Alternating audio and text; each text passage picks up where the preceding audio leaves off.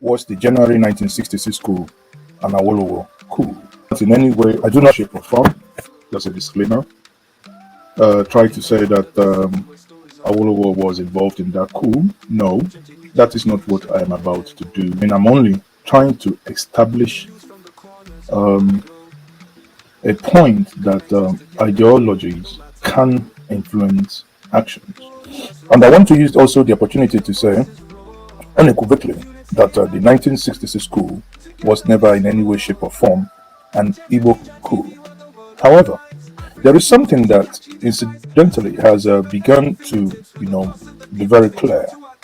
If we go back to 1963, when uh, Chief Pa Obafemi Awolowo, when he was jailed, fast forward, just oppose that to the current realities of today, you would probably agree with me that there is some level of curiosity that we can actually look at and begin to want to make sense of the things that has happened before now. Right? So, and in trying to do that, permit me now to look at this way.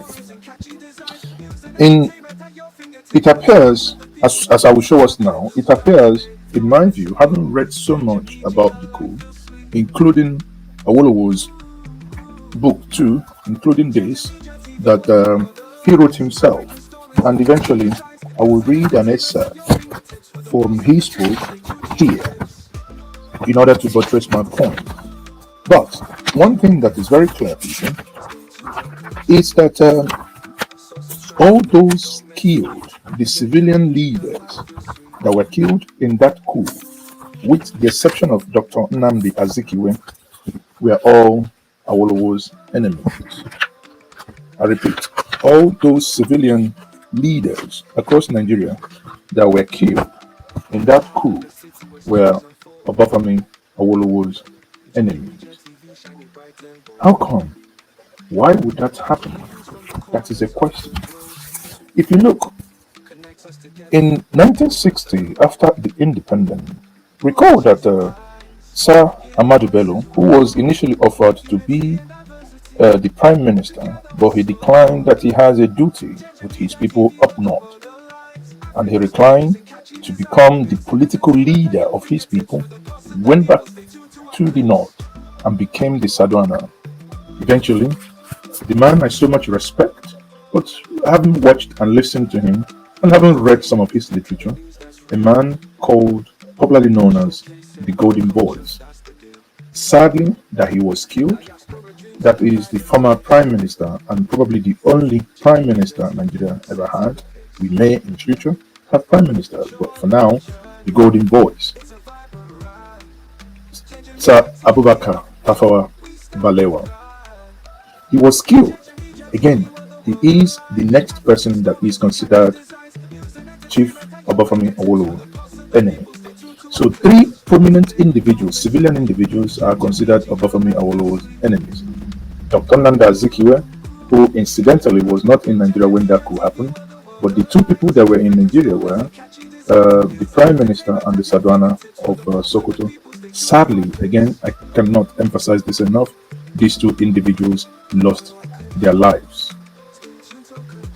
Now, if we just oppose the fact that those who orchestrated this coup, in their thinking, as was also confirmed by those who took part in that coup, while we struck by Ademoyega, Colonel Bulia, those who are still alive, in their books, they made it abundantly clear that it was an ideological coup, and the only reason why that coup happened was because they were expecting to hand over to Pa Awolowo to lead the ship of nations.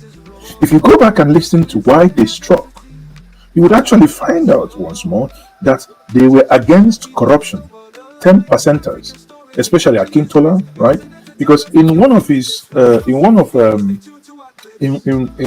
this book, Awolowo referred Akintola as a man who believed in, a transactional politician who believed in why Awolowo is grounded in ideologies. For instance, when Awolowo talked about confederation as opposed to federalism, now he was making allusion that those who were basically talking about confederation, not really understanding it, are more of the transactional politicians. And if you read other literatures, you will see how Akintola was painted as someone who, in today's world, I don't want to mention him, but those that sing "It depend you as it depend me," as they are considered transactional politicians. Many of them, there are too many, them, those who can grab it and run with it, not the way they are considered as transactional politicians. But Pa Awolowo was rooted in ideological driven politics, where he believed in the people's welfare. And if you just oppose it to the reason why they struck, you now begin to get a clearer picture that his thinking influenced those who led that coup. Then, if his thinking influenced those, if his thinking, his writing, his speeches, the way they see him, if it influenced those that led the coup, will it then be fair to say that 1966 January coup was an Awolowo coup? Right? Because indirectly he influenced it. Let me bring someone here who also sees it as the 1966 coup was the coup that was also influenced by Awolowo. Like I keep telling us here, I have someone that I respect so much in what he does. That is Edmond Obilo. Edmond Obilo does the state affairs with Edmond Obilo on YouTube channel. I would advise, if you really want to deep dive, if you really want to get a deep dive into the Nigerian history, please by any means subscribe to his platform, watch him. He's the one that made me, like I said to us the other day, I bought about 17 books written by Obafemi Awolowo. I haven't finished, I think I'm in my, I don't know, I think I'm in my third or the fourth book. I haven't finished reading all the books, but it's really quite interesting to see the reasoning of that sage. So let's quickly get into this conversation here. Take a listen. Of August 1966, about 4 days after the counter coup, some said Ojukwu released him. Others say it was the Gowon federal government who released him from Calabar prison. Officially, it was the federal government. But as at that time, given the unease in Nigeria, the regional governor for East had physical possession of Awolowo. He was in Calabar prison. The states had not been created. If he was unwilling, it would have been possible to release Awolowo. Because at that time, Ojukwu didn't recognize the leadership of Gowon. And this is why you have to look at the events. Now, we are privileged. We are looking at so many years after and interpret it correctly. It was obvious, at least to me, that it's perhaps true that those who engineered the first coup really wanted to install Awolowo. You think so? Then Zobo and Co wanted to install Awolowo? So. What gives you that impression? Because they felt that the government was guilty of 10%, was guilty of nepotism, was guilty of too many things, and there were indications, particularly if you read the books of those who survived, that part of their determination was that to correct events in Nigeria, they needed a radical leadership. And Awolowo was the man? They thought, at least, of all of them, that was the most radical. Did you hear that? That they thought that Chief Obafemi Awolowo, amongst all the political leaders in Nigeria, was the most radical. Not radical as in carrying placard like so many people like myself, we no go agree, no. Radical in thinking, radical in his, in the things that comes out of his, in between the grey matters in the skull. That Pa Awolowo was radical, very, very radical. If you take that part, that Pa Awo was radical in his thinking, then just oppose it again, because this evening I'm going to do, what I'm doing is more of just opposition, taking facts, looking at facts at their face value, analyzing it, coming to a conclusion. If you influence me to do something, then it could as well be said that yes, you influenced me to do that. So in this case, Pa Awolowo influenced the coup leaders to get into this, and they carried the action that they carried. Therefore, here we are today. Having said that, Let's also look at this narrative that the January 1966 coup was an Igbo coup. We have tried on many occasions to debunk that as a terrible lie. Although there are those who have not gotten position within this government, at the out, a couple of them are out there trying to find the amber of hate to say by all means that this coup is, or rather was, an Igbo coup. To do justice to this, to help us, let's get to Arise TV studio yesterday, video credit to Arise, and let's listen to my good friend Professor Kila and OG and Rufai Osemi. The Igbo Apex Group, Ohanaeze Ndigbo, on Sunday demanded an apology and 10 trillion naira in compensation from President Bola Ahmed Tinubu to be paid to the Igbos following the revelation by former military president Ibrahim Badamasi Babangida that the 1966 coup was not an Igbo coup as alleged. The revelation was contained in IBB's memoir, A Journey in Service. The group noted that the coup unleashed disastrous repercussions on the Igbo people, among other factors, which ultimately led to the horrors of the... At this point, I am kind of taken aback why Arise TV would make this terrible mistake. The press statement they will be reading, I'll put a caution here, is not from Ohanaeze Ndigbo. I had expected, because last night I wrote Rufai, I haven't checked if he has replied. I am taken aback that Arise should know better. Ohanaeze Ndigbo, led by Senator John Azota Mbata, did not issue any statement to this matter. However, the factional leaders, those who did not conduct election but decided to stay in one hotel and crown themselves as leaders of Ohanaeze Ndigbo, issued a statement. Hence, the demand of 10 trillion, please do not be deceived, is not coming from Ndigbo. This is as a note of warning. If Arise TV yesterday added a caveat that the text they were about to read is from the sectional or the factional leadership of Ohanaeze, it would have made more sense, so that the public would not assume that the great Igbo nation reduced themselves to a token of 10 trillion for whatever may have happened. The only place I may agree with them is to say that I think, at this point, there must be national healing and there ought to be an apology. And maybe the 29th of May should be declared a public holiday in Nigeria to mourn the heroes, those that died in that war across board. Biafra War. Let me take their statement in part. The group wrote, the Apex Igbo Social Cultural Organization, Ohanaeze Ndigbo, extends its profound appreciation to General Ibrahim Badamasi Babangida for his remarkable courage in officially declaring that the January 1966 coup was unequivocally not an Igbo coup. This pivotal acknowledgement is not merely a correction of historical nomenclature, but a significant moment in our collective pursuit of justice and reconciliation, signaling a potential end to the historical vindictiveness and cruelty that have been pervasive in federal government policies towards the Igbo nation.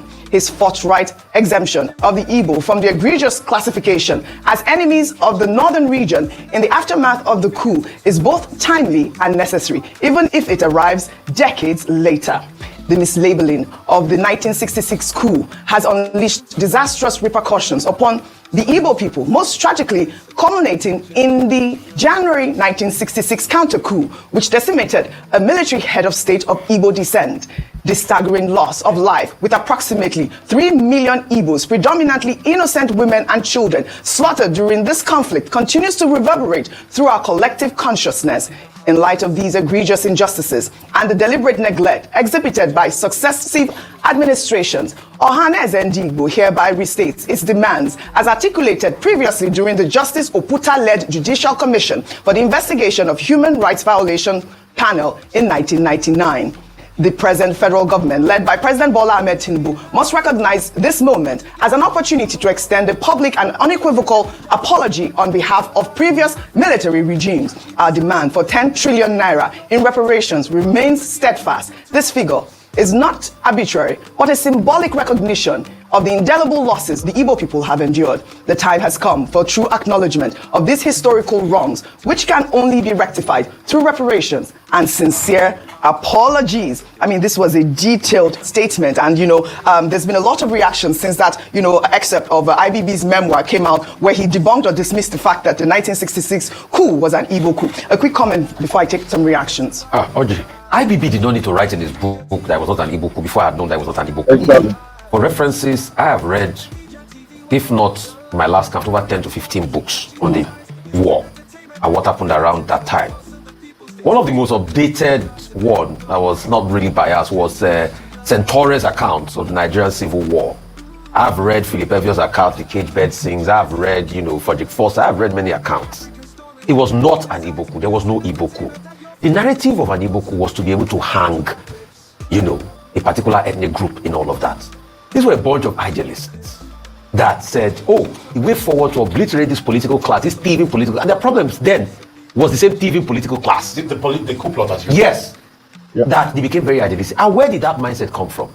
It came from the elections and the fight that ensued after the second elections, after the 59, I think the 64 elections, where they saw what the political class was doing, where they saw what was happening in the south and other regions of the country. So this bunch of idealists felt that they could save the country, which was a big mistake. Adeboyegun, a guy that wrote the book Why We Struck, was not an Igbo man. Kaduna Nzego was from Okpanam. Kaduna Nzego was so Hausa. The Igbo doctrine was born in the north. His name was Kaduna because he was born in Kaduna. So all of this was part of the sentiment that they used for this war then. And there are many copious accounts. It was just a bunch of idealists. They felt the way to go was the way to clean up the system, but it was wrong. There was no ethnic.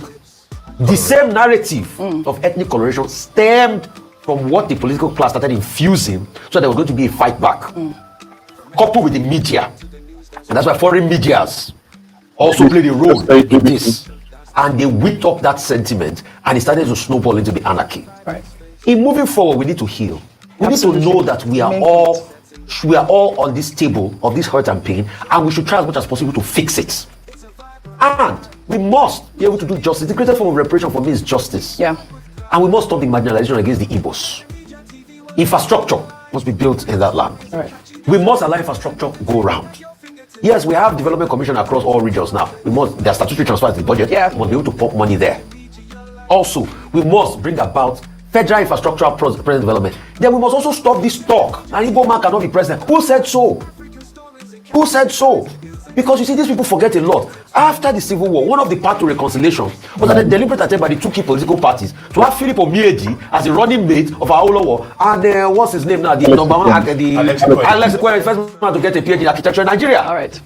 So we need to be able to bring ourselves to this table of recompense and bring the conversation clear on the table that we must fight for a path to peace and stop this Igbophobia and hate against Igbos and all of that. All of us must be one to make this unity work. All right, so you're up for that, compensation, the 10 trillion. I mean, there's been conversation about, how that amount of money. No, there should be some sort of wider consultation as to how Ohanaeze arrived at that amount of money. But for me, due compensation. You believe in due compensation. A lot of federal infrastructure in the east and other parts that have been destroyed in the country. Sustainable ones. That's what I don't know about 10 trillion. But I'm all about justice. So let me take a comment that followed that story. This is from Justin Collins, who wrote, Ohanaeze Ndigbo's demand for an apology and 10 trillion naira in compensation from President Tinubu following IBB's clarification about the 1966 coup underscores the Igbos deserving recognition of their historical grievances. This call for reparation reflects the ongoing need for acknowledgement of past injustices in the nation. The 1966 coup was never an Igbo coup.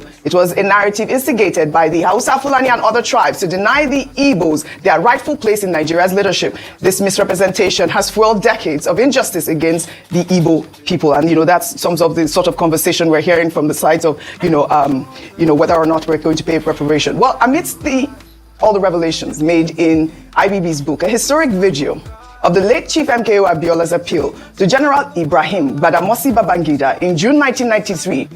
Okay, so like I said, when you look at that, when you look at the video I just played now, you would understand more. While I think, while that is not an Igbo coup, but if you want to, for argument's sake, one could actually argue that the coup was incited or influenced. Okay, better word, influenced. That the coup was influenced by Awolowo's ideology. Now, this is Awolowo's book. This is him writing before the war. Page 8 of that book, Awolowo says the following, and I take this. From the very beginning, from the time that I knew, underline that, from the time that Awolowo knew, when people didn't know, but he knew, from the very beginning, from the time that I knew that the federal government was going to wage war instead of trying to put things in check. In this case, putting things in check means trying to ensure that there was never a war, trying to ensure that there was peace, trying to ensure that compromises are made.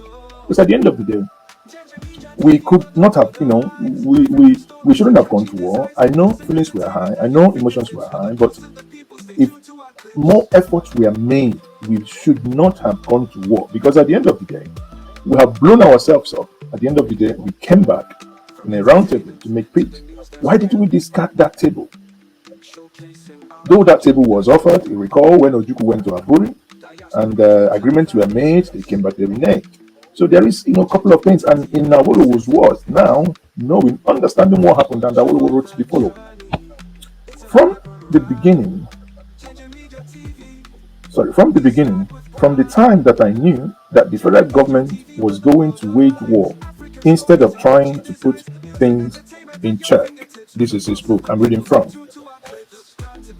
I made up my mind I wasn't going to participate in the ad hoc conference which was going on at that time, and I stated quite clearly that one of the reasons for my resignation was that they were preparing for war instead of reconciliation. These are not my words. These are from late sage Pa Obafemi Awolowo.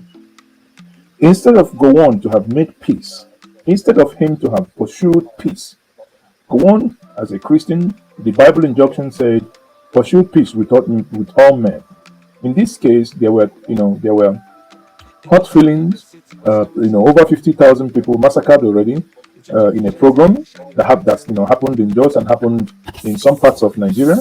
And in this book also, Awolowo clearly also stated how he prevented program happening in some part of the Southwest and what he did. It's a good book. I'll recommend that you go get it. It says Awo on the Nigerian Civil War. If you're a student of history and you want to get first-hand insight as to some of the things that transpired in the past. Then I'll take the second part that says, and Awolowo is now saying that the moment he understood that they were preparing for war instead of reconciliation, then he goes on to say, and Jakande, that is the guy who eventually became the Lagos State Governor, the Jakande also followed suit and resigned from the ad hoc conference, and that brought about the end of that conference. When now the National Conciliation Committee asked me to lead a delegation to Ojukwu, I saw it as an opportunity and seized the opportunity very firmly and asked Ojukwu again and again, he shouldn't go to war. It's not good for Nigeria. He asked Ojukwu not to go to war. If we must be frank, then we must say Ojukwu listened because Ojukwu did not go to war. The question is, who fired the first bullet? Who invaded? Sadly, the Nigerian government fired the first shot and started the attack. The rest is history. On this note, I say, may all the souls of those who we lost in that, in the aftermath of the senseless coup of 1966, may all their souls rest in peace. Amen.